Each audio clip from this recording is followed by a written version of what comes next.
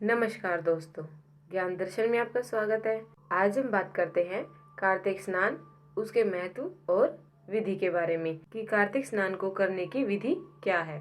हिंदू पंचांग के अनुसार वर्ष का 8वां महीना कार्तिक होता है। पुराणों में कार्तिक मास को स्नान, व्रत व तप की दृष्टि से मोक्ष प्रदान करने वाला बताया गया है। इस पूरे महास्नान, दान, दीपदान, तुलसी विवाह, कार्तिक कथा का महात्म आदि सुनते हैं। ऐसा करने से शुभ फलों की प्राप्ति होती है व पापों का शमन होता है। पुराणों के अनुसार जो व्यक्ति इस माह में स्नान, दान तथा व्रत करते हैं, उनके पापों का अंत हो जाता है। कार्तिक माह अत्यधिक पवित्र माना जाता है। भारत के सभी तीर्थों के समान पुण्य फलों की प्राप्ति इस एक माह में मिलती है। इस माह में की गई पूजा तथा व्रत से ही तीर्थ यात्रा के बराबर शुभ फलों की प्राप्ति होती है। इस माह के महत्व के बारे में स्कंद पुराण, नारद पुराण, पद्म पुराण आदि प्राचीन ग्रंथों में मिलता है।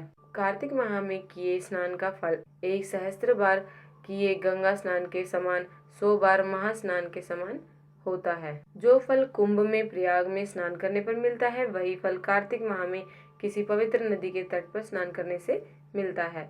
इस माह में अधिक से अधिक जप करना चाहिए। भोजन दिन में एक समय ही करना चाहिए। जो व्यक्ति कार्तिक के पवित्र माह के नियमों का पालन करते हैं, वह वर्ष भर के सभी पापों से मुक्ति पाते हैं। कार्तिक माह में स्नान व दान का महत्व। धार्मिक कार्यों के लिए यह माह सर्वश्रेष्ठ माना गया है। अश्विनी शुक्ल पक्ष से कार्तिक शुक्ल पक्ष तक पवित्र नदियों में स्नान, ध्यान करना श्रेष्ठ माना जाता है। श्रद्धालु गंगा तथा यमुना में सुबह सवेरे स्नान करते हैं। जो लोग नदियों में स्नान नहीं कर पाते, वह सुबह अपने घर में स्नान व पूजा पाठ करते हैं। कार्तिक माह में शिव, चंडी, सूर्य तथा अन्य देवों के मंदिरों में दीप जलाने तथा प्रकाश करने का अत्यधिक महत्व माना गया है। इस माह में भगवान विष्णु का पुष्पों से अभिनंदन करना चाहिए। ऐसा करने से अश्वमेध यज्ञ के समान पुण्य फल मिलता है। कार्तिक माह की पूर्णिमा तिथि पर व्यक्ति को बिना स्नान किए नहीं रहना चाहिए। कार्तिक माह की षष्ठी को कार्तिकेय व्रत का अनुष्ठान किया जाता है। स्वामी कार्तिकेय इसके देवता हैं। इस दिन अपनी श्रद्धा अनुसार दान भी करना चाहिए। यह दान किसी भी जरूरतमंद व्यक्ति को दिया जा सकता है। कार्तिक माह में पुष्कर, कुरुक्षेत्र तथा वाराणसी तीर्थ स्थान स्नान तथा दान के लिए अति महत्वपूर्ण माने गए हैं। कार्तिक स्नान की पूजा। सुबह स्नान करने के पश्चात राधा कृष्ण का तुलसी, पीपल, आंवले आदि से पूजन करना चाहिए। सभी देवताओं की परिक्रमा करने का महत्व माना गया है। सायंकाल में भगवान विष्णु की पूजा तथा तुलसी की पूजा करें। संध्या समय में दीपदान भी करना चाहिए। माना जाता है कि कार्तिक माह में सूर्य तथा चंद्रमा की किरणों का प्रभाव मनुष्य पर अनुकूल पड़ता है। यह किरणें मनुष्य के मन तथा मस्तिष्क को सकारात्मक ऊर्जा प्रदान करती हैं। कार्तिक मास में राधा कृष्ण, विष्णु भगवान तथा तुलसी पूजा का अत्यंत महत्व है।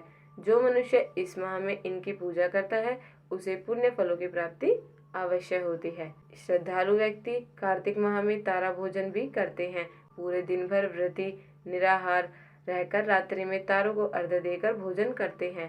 व्रत के अंतिम दिन उद्यापन किया जाता है। प्रतिवर्ष कार्तिक माह आरंभ होते ही पवित्र स्नान का भी शुभारंभ हो जाता है। इस माह में सुबह जल्दी उठकर स्त्री तथा पुरुष पवित्र स्नान के लिए जाते हैं।